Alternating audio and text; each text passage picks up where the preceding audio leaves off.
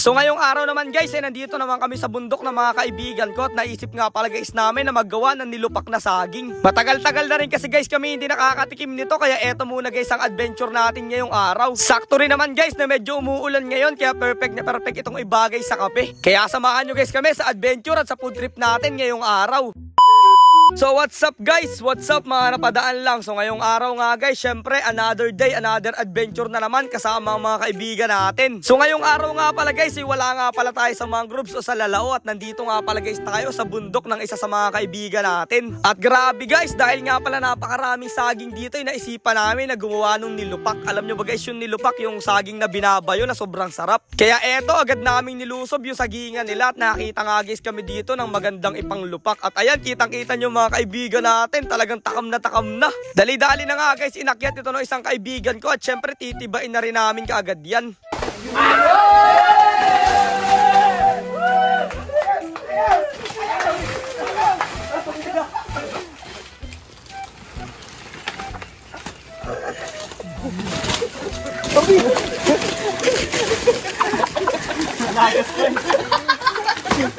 At nung nakakuha na nga guys kami dito ng 2 buwig na mga saging na ipapanlupak natin, syempre agad-agad na rin kaming babalik no sa aming kubo na paglulutuan. Pagkadating nga guys namin dito, kumuha na rin kami dito ng mga panggatong at mga baon na ilalagay natin para makapagpaapoy. Kaso nga lang guys, biglang nalipat tong camera dito sa camera girl natin at gusto daw niya magpa-video at kukuha nga daw guys siya dito ng mga gulay na pako.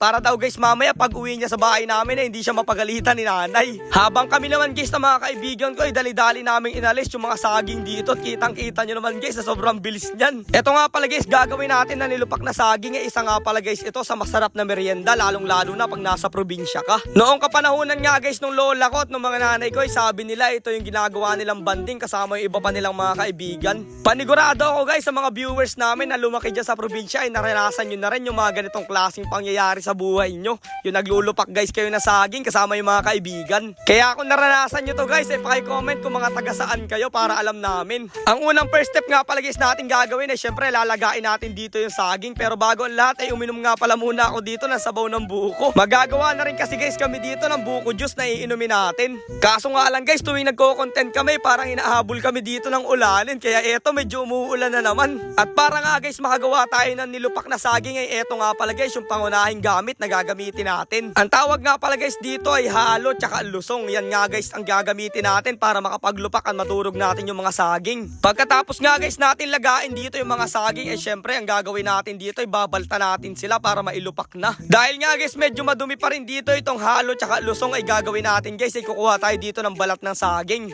Yan kasi guys ang ipapanlinis natin dyan. Tapos eto na nga pala guys yung mga nabalta nating mga saging at ready na yung lupakin. Tapos eto naman guys ay binginan nyog. Ito nga pala yung ginagamit namin at nilalahok dito sa nilupak para medyo tumamis. May asukal na rin nga pala yan guys at may kasamang Sprite. Habang ginagawa nga guys namin tong nilupak ay grabe, na-imagine na rin agad namin na kung gaano to kasarap.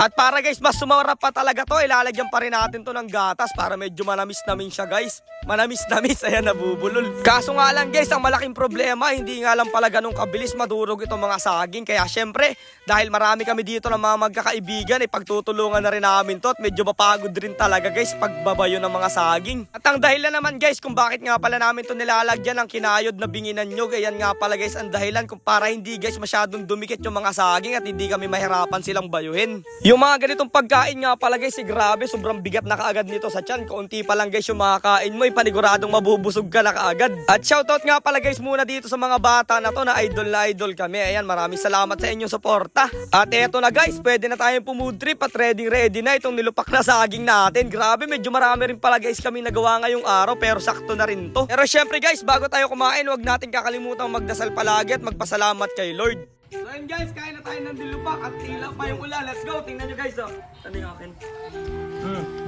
Ayan, napakasarap niyan guys. Let's go. Guys, sarap. May mga mani-mani po. Sarap, lasang saging. Ayos. Ang sarap pag naulan, no? Ayos. Ito guys. Tara guys, food trip ng nilupak. Okay.